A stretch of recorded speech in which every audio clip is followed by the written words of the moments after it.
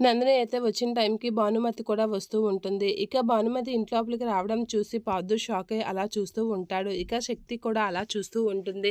శారద వీళ్ళందరూ అయితే అలా భాను ఇంట్లోపలికి వచ్చేసరికి అలా చూసేసరికి ఇంట్లోకి ఎంత రావద్దన్నా వచ్చి పదే పదే పొమ్మన్నా సరే సిగ్గు లేకుండా వచ్చిన వాళ్ళని ఏమంటారు ఆంటీ అని చెప్పేసి భానుని ఉద్దేశించి నందిని అయితే శక్తితో అంటూ ఉంటుంది.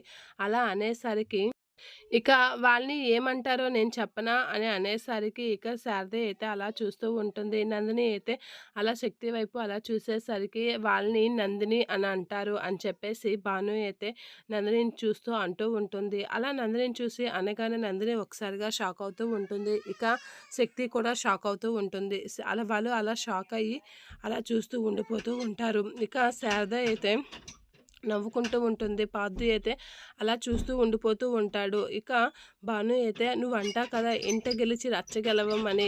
ఇప్పుడు ఇంట గెలిచాను.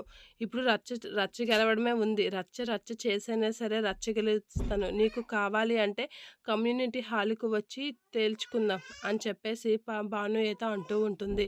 ఇక అలా అనేసరికి నందిని అయితే చాలా కోపంగా చూస్తూ ఉంటుంది. ఇక భాను అయితే అలా కంటిన్యూగా నందినికి వార్నింగ్ ఇచ్చి అక్కడి నుంచి వెళ్ళిపోతూ ఉంటుంది.